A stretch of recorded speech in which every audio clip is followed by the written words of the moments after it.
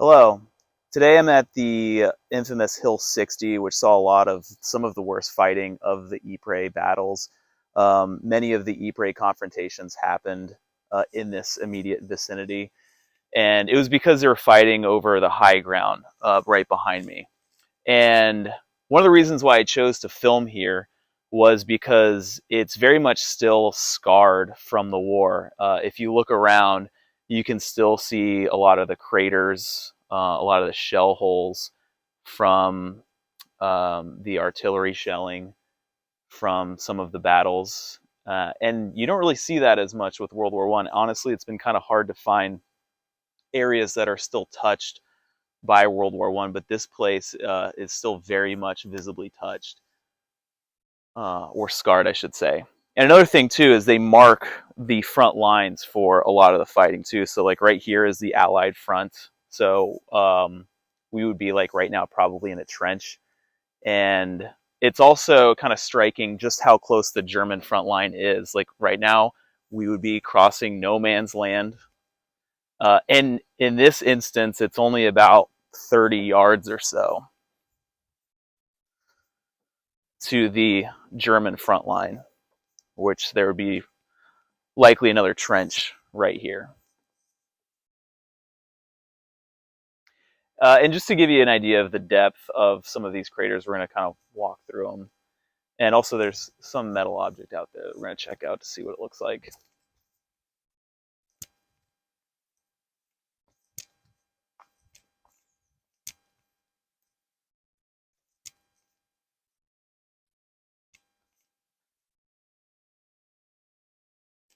So if you can actually like look over there, that's probably about 30 or 40 feet higher than where we're at.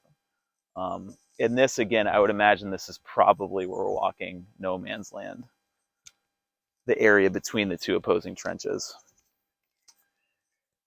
And there's something, I have no idea what this is.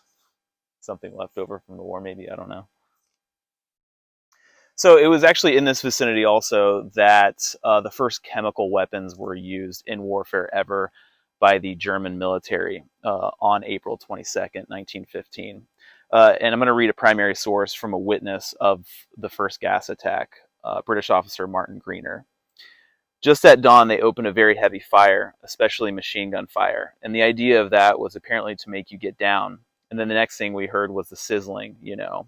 I mean, you could hear this damn stuff coming on. And then saw this awful cloud coming over. A great yellow, greenish yellow cloud. It wasn't very high. About, I would say, it wasn't more than 20 feet up. Nobody knew what to think, but immediately it got there, we knew what to think.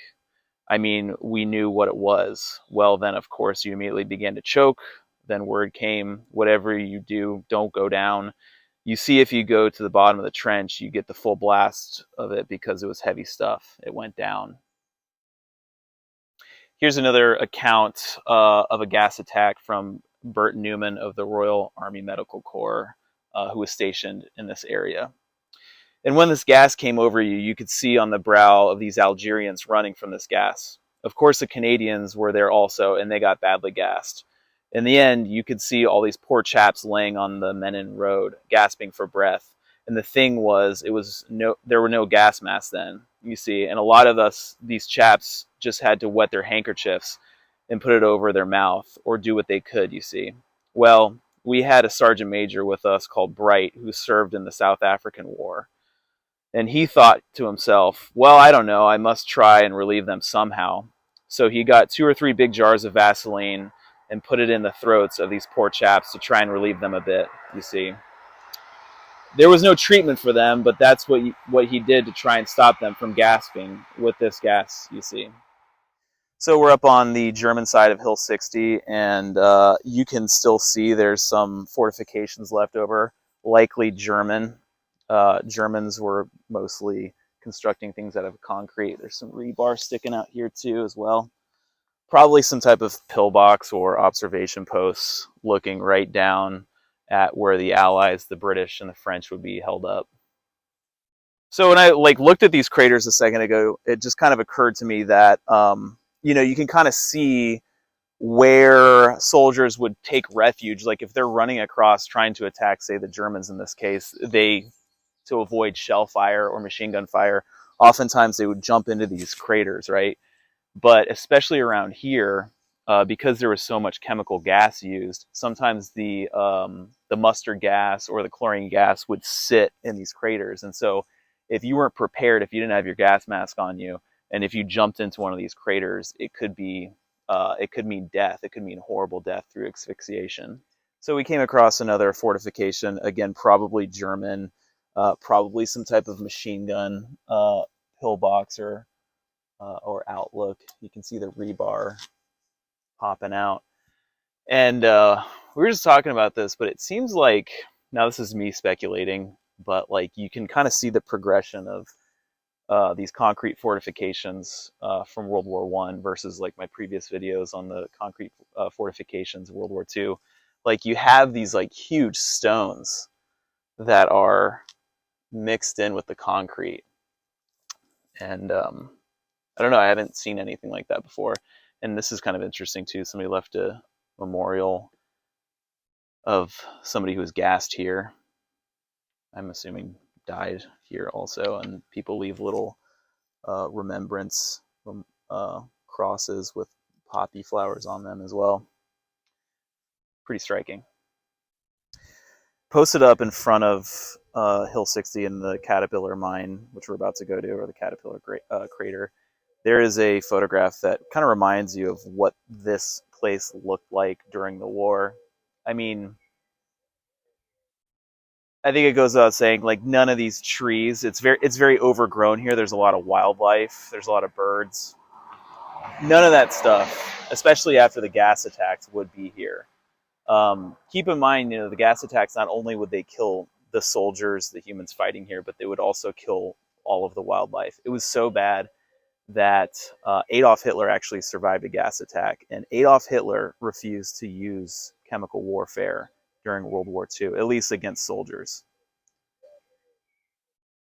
But yeah, none of these trees would be here or were here during World War One. So also another part of World War One, or at least combat during World War One, that isn't really talked about as much is the tunneling.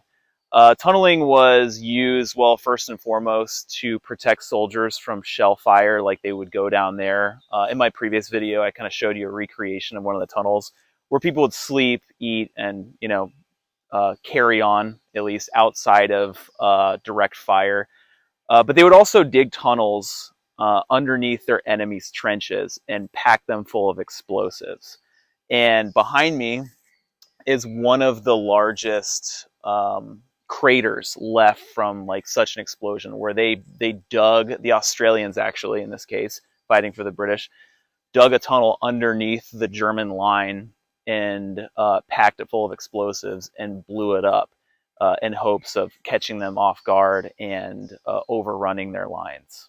And I'm going to read a primary source from an Australian tunneler who witnessed the explosion that made this crater right here. From Lieutenant John Royal of the 1st Australian Tunneling Company. The whole hillside, everything rocked like a ship at sea. The noise from the artillery was deafening. The thunder from our charges was enormous. The infantry dashed forward under a barrage and kept sending back thousands and thousands of prisoners. I couldn't tell you how many. They came back through our dugouts and we were able to see them, and they were absolutely demoralized. We were also happy that we didn't know what to do. Then we got a look at the craters. There were lumps of blue clay as big as small buildings lying about there. Our Hill 60 crater was 100 yards across from lip to lip and still 45 feet deep.